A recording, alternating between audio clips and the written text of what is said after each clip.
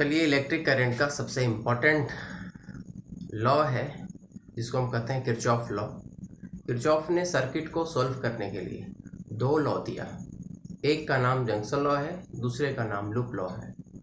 कोई भी complicated circuit हो उसमें अगर हमें करंट मालूम चेक करना है, कॉम्प्लिकेटेड सर्किट में जिसमें बहुत सारे डिवाइस लगे हों और उसमें करंट मालूम करना हो, यानी रेजिस्टेंस के बीच कितना करंट फ्लो कर रहा है, रेजिस्टेंस होकर कितना करंट फ्लो कर रहा है, इन सारी बातों को जानना है तो वहाँ पर हमें किरचॉफ रूल लगाना होगा।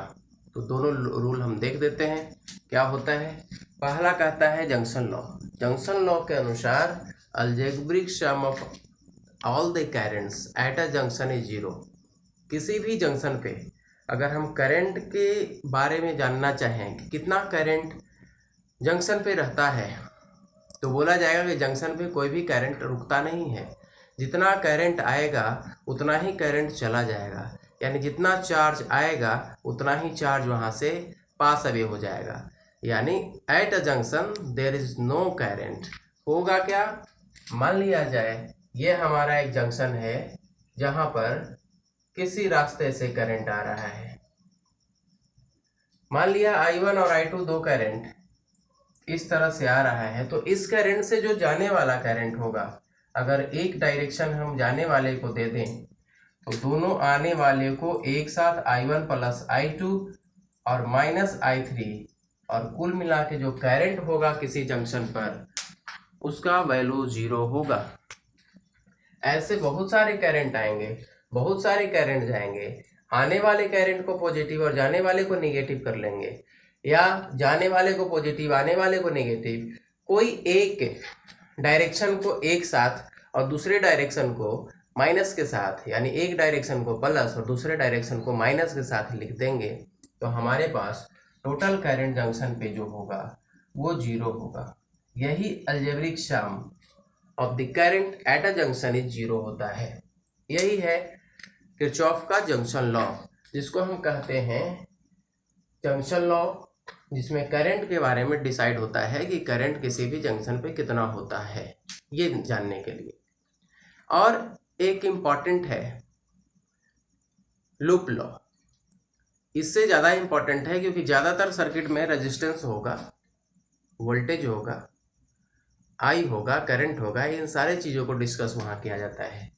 इसके अनुसार वोल्टेज का जो सम होगा किसी भी क्लोज लूप में, अगर हम आई आर को भी कह दें, और भी तो सप्लाई होगा ही, जो बैटरी से पावर सप्लाई होगा, तो कुल मिला के सारी चीज़ों को अगर हम जोड़ देंगे, total potential sum of all the voltage around a close loop any circuit must be equal to zero. यानी यहाँ पर sum of I R zero होगा, या सम ऑफ वी हम कहें तो जीरो होगा।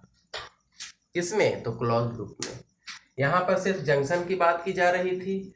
कोई भी करंट अगर आ रहा है, आने वाला करंट अगर ये सारा कुछ है, और यहाँ से अगर जाने वाला दो करंट है, तो आने वाले को एक साथ हम लिख देंगे I1, I2, I3, I4, I5, I6। तो I1 plus I2 plus I3 is equal to I5 plus I4 भी इसी में है, I6 होगा। यानी जितना करंट इनवर्ड होगा उतना ही करंट जंक्शन से आउटवर्ड होगा। ये था junction law. Loop law close loop के लिए, क्लोज मेश के लिए डिसाइड होता है। पहले एक फिगर बना लेते हैं हम लोग, मेश या लूप जिसको कहें आप।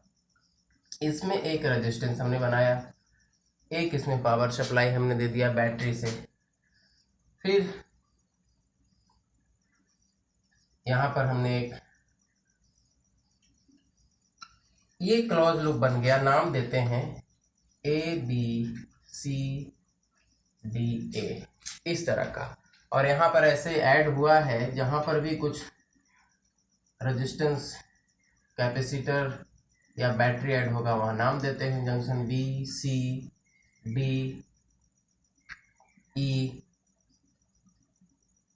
BCDEA। इस तरह का एक क्लोज लूप बना। तो इसके इनसाइड में हमारे पास टोटल क्लोज लूप का टोटल वोल्टेज जीरो होगा, यही कहता है लूप लॉ। अगर हमने इसका नाम दिया R, ये R1 है, R2 है और ये R3 है, इसका नाम हमने दे दिया E1, इसका नाम दिया E2। ये पॉजिटिव है, निगेटिव है, ये पॉजिटिव है, ये निगेटिव है। अब इसमें करंट के डायरेक्शन को डिसाइड किया जाएगा कि करंट जा कैसे रहा है। तो ये पॉजिटिव है, यहाँ से करंट निकला ऐसे होकर के, ये पॉजिटिव से इन करेगा और इस तरह से आएगा। अब यहाँ पर आपके मन में ये प्रश्न आ सकता है कि जब ये पॉजिटिव टर्मिनल है तो यहाँ से करंट इस तरह से आ सकता है। अब इसमें E1 और E2 दो करंट होगा, दो वोल्टेज होगा, दो पोटेंशियल हमारे पास होगा, बैटरी होगा जो पोटेंशियल डिफरेंस प्रोवाइड करवाएगा। तो जिसमें वैल्यू ज़्यादा होगा, अगर इसका पावर ज़्यादा है तो ये इसको सुपरसीड करके करंट को इस डायरेक्शन में लाएगा। अगर इसका पावर ज़्यादा होगा तो ये सुपरसीड करके डायरेक्शन इधर से करंट को फ्लो करवाएगा। तो हम यहाँ पर चाह रहे हैं कि करंट इसमें तो आए ही करंट जाएगा सारे में, क्योंकि कहीं पर कोई डिवाइड नहीं हो रहा है, सब जगह करंट सेम है, सेम करंट जाएगा। सबका नाम एक दे देते हैं हम, और तब हम एक रिजल्ट पे आएंगे। एक चीज़ और इसमें देखने वाली बात है कि करंट के डायरेक्शन को आप पॉजिटिव मान लेंगे, और करंट के अगर अपोजिट डायरेक्शन में कुछ होता हुआ दिखेगा, कुछ होता हुआ मतलब क्या, पावर सप्लाई बैटरी से ही आपको डायरेक्शन अपोजिट दिखेगा। जहां पर सेल लगा हुआ होगा, हो सकता है इसका डायरेक्शन बदल करके हम यहाँ पर पुट अप करते हैं इसे। तो करंट के डायरेक्शन को आप पॉजिटिव लीजिएगा, और करंट के अपोजिट डायरेक्शन में अगर आपका कोई फैक्टर लगा हुआ दिख रहा है तो उसको आप निगेटिव लीजिएगा। देखिए ये क्लियर हो जाएगा। यहाँ पे ये करंट का डायरेक्शन है, ये करंट का डायरेक्शन है, तो प्लस ये गया, यानी यहाँ पर हम नाम देते हैं IR1, और यहाँ पर देखिएगा ये करंट के डायरेक्शन के अपोजिट फंक्शन करेगा, इसका माइनस हम देते हैं E1, माइनस E1, क्योंकि बैटरी से पॉजिटिव टर्मिनल से करंट निकलता है तो ये अपोजिट सप्लाई करने की कोशिश करेगा, अपोज करेगा, प्लस IR2। फिर आगे देखिएगा इसमें ये ठीक है, डायरेक्शन निगेटिव से इन करेगा बैटरी से और पॉजिटिव से करंट निकलेगा। एक बैटरी अगर हमने लगाया है और ये करंट ऐसे फ्लो कर रहा है, ये पॉजिटिव है, ये निगेटिव है, तो पॉजिटिव से डायरेक्शन ऐसे आएगा, यही तो करंट का डायरेक्शन है। निगेटिव से इन करेगा, फिर ऐसे होकर करंट जाएगा, यहाँ अपोजिट डायरेक्शन में जा रहा है। बैटरी का जो कनेक्शन है, ओरिएंटेशन जो है वो पॉजिटिव से इन कर रहा है और निगेटिव से निकल रहा है, तो इसको हम अपोजिट कर देंगे, -E1 लिखेंगे। फिर देखिएगा इसके बाद फिर आएगा ये +E2 और प्लस ये, यहाँ पर प्रॉब्लम हो रहा है लिखने में, यहाँ लिख देते हैं IR1 -E1 plus IR2 plus E2 plus IR3 is equal to 0। इसको आप ऐसे भी लिख सकते हैं, माइनस को आप इधर ले जाएंगे, या दोनों E1 E2 को आप एक साइड ले जा सकते हैं। आप ऐसे भी लिख सकते हैं IR1 है ये, plus IR2 plus IR3 is equal to E1 minus E2। इधर जाएगा तो ये माइनस हो जाएगा, ये प्लस हो जाएगा। तो टोटल IR, इसको अगर आप इनसाइड लाएंगे तो total IR is equal to 0 होगा, या टोटल पोटेंशियल की बात करें तो ये 0 होगा। कहाँ पर? क्लोज लूप में। कहने का ये मतलब है कि किसी भी बंद परिपथ की अगर हम बात कर रहे हैं तो पोटेंशियल डिफरेंस कितना होगा? 0 होना चाहिए लॉजिकली भी। ए से चलना शुरू करेंगे और ए पर पहुंचेंगे आप, तो ए और ए के बीच पोटेंशियल डिफरेंस कितना होगा in closed loop A B C D E A, कितना होगा? किसी भी क्लोज्ड लूप में एक ही पॉइंट से शुरू करेंगे और उसी पॉइंट पर आकर के आप रुक जाएंगे, तो ए और ए के बीच पोटेंशियल डिफरेंस कितना होगा? 0 होगा। और ये क्लोज लूप में ही लागू होगा, पोटेंशियल डिफरेंस 0। और करंट क्लोज लूप में ही फ्लो करता है, तो आई के साथ आर का रिलेशन भी मिल जाएगा हमें। जितना सारा ये मेश कुछ भी हो सकता था, एक यहाँ पर हम पावर सप्लाई लगाते तब इसके साथ रिलेशन। अब एक चीज और है इसमें, कुछ लोग इसको याद किए होंगे कि करंट के अपोजिट डायरेक्शन को हम प्लस लेंगे और करंट के डायरेक्शन को निगेटिव लेंगे। अगर आज तक आपने लूप लॉ याद नहीं किया है तो आप ऐसे याद रख लीजिए कि करंट के डायरेक्शन में अगर हम जाते हैं तो उसको पॉजिटिव लीजिएगा, और करंट के अपोजिट डायरेक्शन में आप चलते हैं तो उसको निगेटिव लीजिएगा, और सब मिला करके आप यहाँ ऐड कर दीजिएगा, और कुल मिला करके पोटेंशियल जो होगा 0 होगा, क्योंकि जहाँ से आपने शुरू किया है चलना वहीं पर आप पहुँचेंगे, और वहाँ पर पोटेंशियल डिफरेंस अगर 10 वोल्ट था तो फिर 10 वोल्ट माइनस 10 वोल्ट कितना हो जाएगा? 0 हो जाएगा। तो उसके अनुसार किसी भी क्लोज लूप में पोटेंशियल का वैल्यू 0 होता है। क्लियर? स्पष्ट। और इसे ही जो जंक्शन लॉ है इसे ही कहा जाता है law of conservation of charge. कैसे law of conservation of charge है? जितना करंट आ रहा है, जितना करंट आ रहा है यानी चार्ज आ रहा है, और उतना ही चार्ज यहाँ से आउटवर्ड हो रहा है, यानी जितना इनवर्ड है उतना ही आउटवर्ड है। तो करंट आना मतलब चार्ज का आना। करंट इस पॉइंट पे, जंक्शन पे कुछ भी नहीं बच रहा है, जितना आ रहा है उतना चला जा रहा है, इसीलिए कहा जाता है ये law of conservation of charge है। Law of conservation of charge. Law of conservation of current नहीं बोला जाएगा, क्योंकि करंट को कैसे कंजर्व करोगे आप? करंट मतलब क्या? बाल्टी में पानी भरा हुआ है, उसको आप जब गिराओगे यानी मोशन का कंडीशन में आप उसको रखोगे तो वही बन जाएगा करंट, वाटर करंट। तो चार्ज बकेट में रखा गया है, बकेट चार्ज रखने वाला अलग होगा, इस बकेट में नहीं रख सकते जिसमें हम रखते हैं। जैसे पानी को लाना है तो आप कागज के थैले में थोड़े ना ला सकते हो, उसके लिए आपको वैसा मटेरियल चाहिए जो पानी से उसको कुछ नुकसान ना हो, तभी आप ला पाओगे। आप कहोगे बोरे में पानी ले आए क्या, तो नहीं ला सकते, तो उसके लिए स्पेशल टाइप का जार होगा, चाहे वो लोहे का होगा, किसी मेटल का होगा या फाइबर का होगा, तो उससे आप ला सकते हो। वैसे ही करंट को स्टोर करना है तो बकेट में नहीं कर सकते, वो अलग का तरह का फॉर्म ऑफ बकेट होगा जिसको हम कहते हैं बैटरी, जिसमें हम चार्ज को स्टोर करते हैं। तो स्टोर क्या करेंगे? वाटर करंट स्टोर होता है क्या? करंट स्टोर नहीं होता, उसका पार्टिकल स्टोर होता है। जैसे पानी का कण स्टोर होगा, ड्रॉपलेट स्टोर होगा उसका। वाटर करंट नहीं, पानी बह रहा है तो बहते हुए पानी को जब स्टोर कर देंगे तो क्या हो जाएगा? बहता हुआ पानी मतलब वाटर करंट, तो करंट नहीं रहेगा, वो सिर्फ पानी होगा। वैसे ही जब आप करंट को स्टोर करोगे तो जब चल रहा है चार्ज तब तो वो करंट है, लेकिन स्टोर करोगे तो स्टैटिक कंडीशन में सिर्फ चार्ज हो जाएगा। तो चार्ज को आप स्टोर करते हो, तो इसीलिए कहा जाता है law of conservation of charge. Charge conserve रहता है, करंट तो कम ज़्यादा हो सकता है पर स्टोर करोगे आप चार्ज में। करंट स्टोर नहीं होता, चार्ज स्टोर होता है। जैसे पानी स्टोर होता है, पानी का धारा स्टोर नहीं होता, क्योंकि जब धारा स्टोर हो गया तो धारा रहा कहाँ, वो तो पानी हो गया। वैसे ही इलेक्ट्रिक करंट स्टोर जब हो जाएगा तो उसको हम इलेक्ट्रिक चार्ज कहते हैं।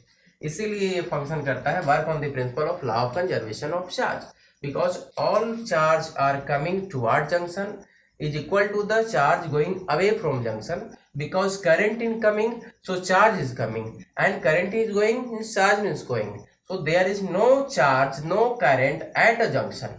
कुछ लॉस नहीं होता यहाँ पर। दूसरा इसमें कहता है law of conservation of potential, मतलब कि किसी भी क्लोज लूप में, क्लोज लूप मतलब क्या, आप फैन चला रहे हो तो क्लोज लूप है, बिना क्लोज लूप का करंट फ्लो कैसे होगा, कैसे उसमें वोल्टेज आर होगा, आई होगा, नहीं होगा। क्लोज लूप तो जरूरी है। तो क्लोज लूप में वर्क कंजर्व की बात की जाती है, इसमें कहा जाता है ये work on the principle of law of conservation of energy,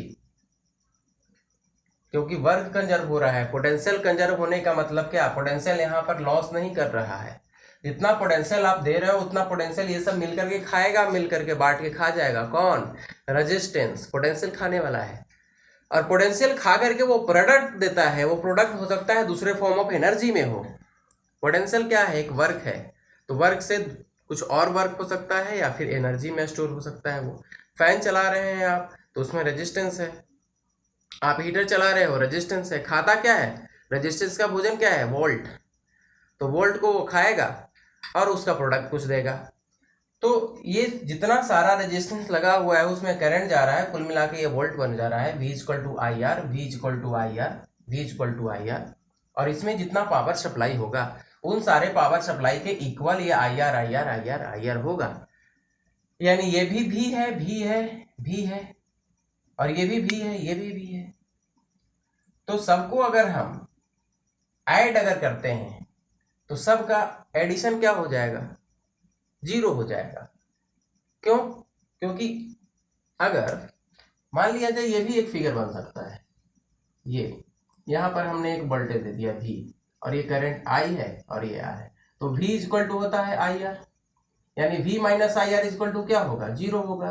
यानी समेशन ऑफ आई आर क्या हो गया, जीरो हो गया, या summation of V equal to क्या हो गया, जीरो हो गया। जितना पावर इसमें हमने सप्लाई कर रखा है, यहाँ पर ये पावर आपको भले ही माइनस होता हुआ दिख रहा है क्योंकि इसका ओरिएंटेशन अपोजिट में है। अगर हम सेम ओरिएंटेशन कर देंगे, क्योंकि अपोजिट डायरेक्शन में है, एक करंट पॉजिटिव से इन कर रहा है और दूसरी जगह करंट निगेटिव से इन कर रहा है, तो दोनों में से किसी को आप निगेटिव ले सकते हो या किसी को पॉजिटिव ले सकते हो, लेकिन तरीका एक ही होगा। ऐसा नहीं कि निगेटिव वाले को भी पॉजिटिव ले लिया और पॉजिटिव वाले को भी निगेटिव ले लिया, किसी एक को पॉजिटिव लीजिए, किसी एक को नेगेटिव लीजिए। और इसमें भी बहस ये है कि जिसका पावर ज्यादा होता है वो सुपरसीड करेगा, पर निगेटिव 10 वोल्ट भी आ सकता है, पॉजिटिव 10 वोल्ट भी आ सकता है, डायरेक्शन हो सकता है अपोजिट हो हमारे पास, तो डायरेक्शन का विशेष मतलब नहीं है। लेकिन हाँ, एक ही डायरेक्शन आपको याद रखना है कि अगर माइनस ले रहे हो तो करंट के डायरेक्शन में माइनस ले रहे हो तो ठीक है, वो भी याद रखो। अगर करंट के डायरेक्शन में अगर प्लस ले रहे हो तो वो याद रखो। ये आसान है आपके लिए कि करंट के डायरेक्शन को प्लस ले लीजिए और करंट के अपोजिट डायरेक्शन में अगर कोई लगा हुआ है तो उसको आप निगेटिव ले लीजिए। यहाँ पर करंट के डायरेक्शन में है, पॉजिटिव से ये अपोजिट हो गया, देखिए पॉजिटिव से इन करता है क्या, बैटरी आप लगाते हो तो क्या पॉजिटिव टर्मिनल से इन करके नेगेटिव जाता है, बैटरी आप लगाते हो तो ये पॉजिटिव है ये नेगेटिव है, तो पॉजिटिव से निकलता है और नेगेटिव से इन करता है, और बैटरी में नेगेटिव से पॉजिटिव आता है। यहाँ पर पॉजिटिव से नेगेटिव जा रहा है, इसको हमने माइनस लिया है, देखिएगा E2, यहाँ E2 प्लस है और E1 माइनस में है, हमने लिया है। तो आप किसी एक ओरिएंटेशन को याद रखें, एकदम फ्रेश अगर आप पढ़ रहे हैं लूप लॉ तो आप इसको याद रखिए कि करंट का डायरेक्शन में पॉजिटिव लीजिए, आपको याद करने में आसान होगा, और करंट के निगेटिव यानी अपोजिट डायरेक्शन में कुछ अगर जा रहा है तो उसको आप निगेटिव लीजिए। यानी यहाँ पर सिर्फ दो फैक्टर होगा, एक रेजिस्टेंस होगा और दूसरा बैटरी होगा। बैटरी मतलब क्या, group of cell, group of cell जो है वो बैटरी कहलाता है। बहुत सारे सेल मिल जाएंगे तो बैटरी कहलाएगा। अभी ये सेल है, इसको अगर हम ऐसे बना दें तो ये सेल कहलाएगा, ये सेल है, ग्रुप ऑफ सेल को हम बैटरी कहते हैं। तो बैटरी में करंट का डायरेक्शन पॉजिटिव से जाएगा और बैटरी में नेगेटिव टू पॉजिटिव होता है, तो ये उसी डायरेक्शन में है, इसको सहूलियत हो रहा है, अपोज नहीं कर रहा है, पर यहाँ अपोज कर रहा है, इसलिए हमने इसको माइनस लिया है, इसको प्लस लिया है। तो ये जो है लूप लॉ, ये फंक्शन करता है law of conservation of energy पे, law of conservation of energy. Law of conservation of energy. ये फंक्शन करता है law of conservation of charge. इसमें चार्ज कंजर्व होता है और इसमें एनर्जी कंजर्व होता है, क्योंकि एनर्जी यहाँ पर बर्बाद नहीं होता। जितना एनर्जी हम सप्लाई देते हैं उतना ही एनर्जी ये कंज्यूम करता है, यानी यूज करता है ये। V equal to I R, जो ओम्स लॉ भी है वो भी law of conservation of energy उसमें भी है, क्योंकि अगर एक हमने रजिस्टर लिया है और एक I करंट हो रहा है और V वोल्टेज है तो V equal to I R होगा, और V minus I R zero होगा, यानी summation of I R zero होगा, क्योंकि आई आर भी तो V है। तो ये law of conservation of energy, law of conservation of charge clear हो गया होगा। फिर हम एक न्यूमेरिकल के साथ मिलेंगे नेक्स्ट वीडियो में। Thank you.